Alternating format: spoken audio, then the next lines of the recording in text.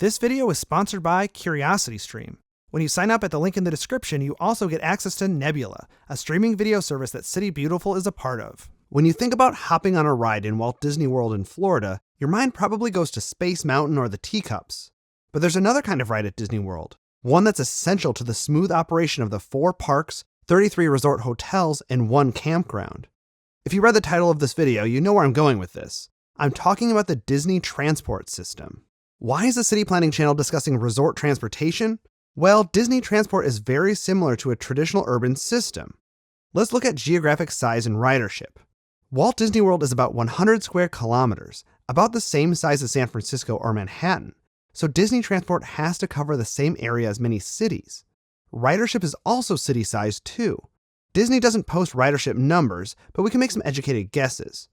You have to use the transit to get to the Magic Kingdom. Visitors have to park at the Transportation Ticket Center and use the monorail or a boat to get there. The Magic Kingdom had 20 million visitors last year, so if we can safely assume that all 20 million annual visitors take a round trip, that's 40 million trips, as many trips as are made on the Los Angeles transit system. We know that more trips are made than just those to the Magic Kingdom. I mean, some people go to Epcot, I guess. Ridership is probably somewhere in the neighborhood of Atlanta's, or maybe Philadelphia's transit systems. So we can say that Disney Transport shares some characteristics with normal transit systems. It's also simpler and easier to talk about in the short time frame of a YouTube video. And if the visitor numbers are any indication, many viewers out there have experience using it. If Disney Transport was a real transit agency, would it be any good? In this video, we're going to evaluate Disney Transport on the criteria meant for normal transit agencies to see how it stacks up. I know this sounds a little silly, but by doing this we'll learn more about transit generally, so stick with me. Let's start by understanding the scope of Disney Transport. Like I said before, Disney doesn't really provide transit statistics like a typical transit agency, so it's hard to get numbers I can be sure of. But about 150,000 people ride the 12 monorails daily, and there are over 400 buses in the fleet and 37 boats. Disney recently opened the Skyliner, an aerial tram that connects Epcot, Disney's Hollywood Studios, and several nearby resort hotels. In addition, there are several modes of transport internal to parks and resorts, including the Magic Kingdom Railroad and the buses in Disney's Fort Wilderness Resort. So is all of this good, useful transit? We need a rubric to help us judge. I'm going to use an evaluation criteria put forth by Jarrett Walker, a transit consultant and author of Human Transit, a nice intro on the topic. He lists 7 demands of useful transit service, the kinds of things people really need when using mass transit.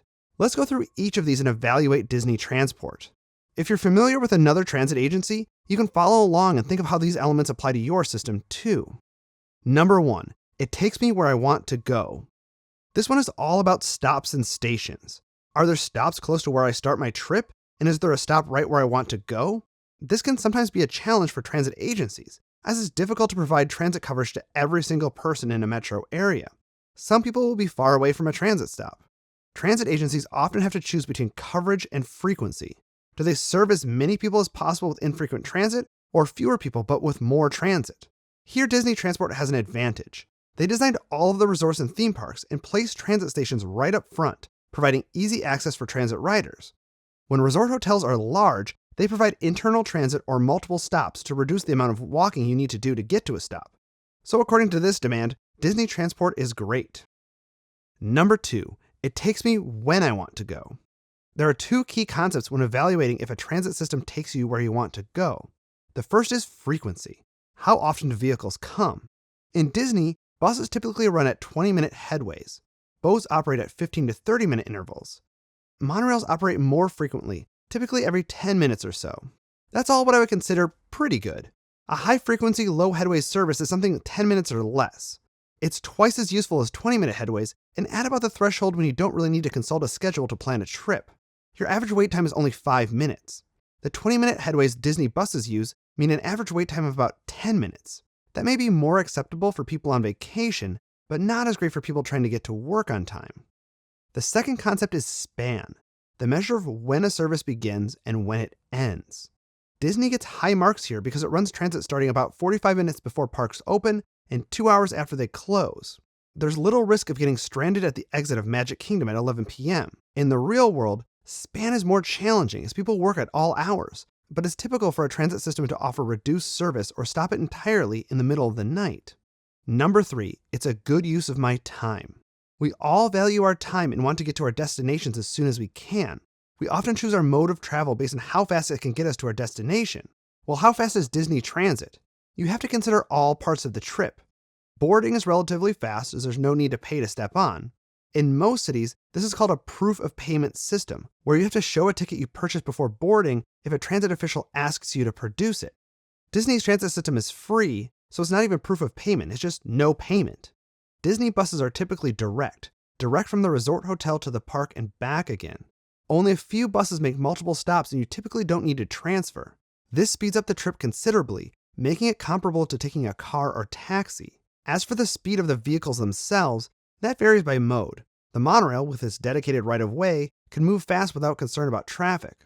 The boats don't have to worry about traffic either, but they're obviously slower on the water. The buses typically run in mixed traffic, though there are some dedicated bus lanes to speed up trips. Number 4, it's a good use of my money. This one's easy. Disney Transport is free. You don't even need a park ticket to ride it, but odds are you have purchased one before riding. So it's not truly free, but covered in the price of admission to the park or a stay in the resort hotel. It's similar to free transit in cities. It's free at the bus, but taxes and other revenue sources like advertising are covering the cost. I did a whole video on free transit where I advocated for it, but it's a nuanced issue. If your transit system has limited funds, and that's basically all of them, do you want to spend it on free transit? Or what about paying for more buses, improving frequency, and making the service better for everyone? It's a tough call. Would you pay more for a Disney ticket if it meant buses arrived every 10 minutes instead of 20? Number 5, it respects me. Does transit treat you well? Does it treat you like a valued human being? This is of course subjective, but in concrete terms, it can mean things like cleanliness, safety, and good maintenance. If a bus or train is dirty, breaks down often, or feels unsafe, it's not good transit. Reality often doesn't matter as much as perception. Fear of crime on transit is a powerful deterrent, regardless if it's actually unsafe or not. As you'd expect in the happiest place on Earth, Disney makes sure their transit is safe and clean. Maintenance is not usually a problem, though the monorail system is aging and breakdowns are happening more frequently. In one case, a chunk of the blue monorail train fell off in the Epcot parking lot. That said, you'd be hard-pressed to find a more respectful transit system in the US. Number 6, I can trust it. I can trust it is another way of saying reliability. You're not going to ride transit if it gets you to work on time one day, but doesn't the next. That's just not reliable enough. You want something that works every time, or nearly every time. Transit agencies often measure reliability using the statistic of on-time arrival. Does the bus arrive within a few minutes of its scheduled time? For example, WMATA, the transit agency for the District of Columbia, aims for 78% of its buses to arrive in a window of 2 minutes early or 5 minutes late to a stop. A study found that happens 75% of the time, 3% off of their goal. This is a tough one to measure in Disney, as the company itself does not report reliability or on-time statistics. Besides the aforementioned maintenance woes, Disney buses don't run in dedicated lanes most of the time, making them susceptible to being caught in traffic, reducing reliability. Traffic jams aren't super common though, and Disney has recently been building new flyover ramps to reduce congestion, but it's still a potential point of failure. Number 7, it gives me the freedom to change my plans. This is a crucial one for any transit rider, including those here in Walt Disney World. Can you be spontaneous to get where you need to go? There are several facets to this. First are frequency and speed, which I already talked about. It's much easier to be spontaneous when you can just show up at a stop and expect to see a bus within a few minutes. And it's great to know that you'll get to where you're going fast. You don't have to plan your day so far ahead to account for being on a bus for an hour or something. Another key facet is legibility. How well can you understand the transit system? Is it easy to read the transit map and maybe even store some of the key routes in your brain? Legibility means that you can figure out the network quickly, which makes it easier to be spontaneous. Disney Transport is extremely legible. Each vehicle goes to basically one destination, meaning you never even have to consult a map. The only exception is the monorail system, but with only a few stops, it's not hard to understand. Legibility is much harder on real transit systems, where lines curve and bend and transfers are often necessary. Disney doesn't have this challenge. So how does Disney Transit stack up? Probably unsurprisingly, it gets high marks in basically every element. But much of this is due to the unique character of the task the transit is asked to do. The biggest difference between Disney Transport and real transit is the lack of true routes. There are no lines with many stops. Every system goes from one destination to another. This helps with legibility and speed. I will say that 20-minute headways on buses is kind of disappointing and hurts the system in terms of frequency. Jarrett Walker, the person who came up with this evaluation technique, is known to say frequency is freedom. If transit is coming every few minutes, you don't need to plan your trip ahead of time. You know a vehicle will be there, and transfers are painless. You can be spontaneous and not have to think about it.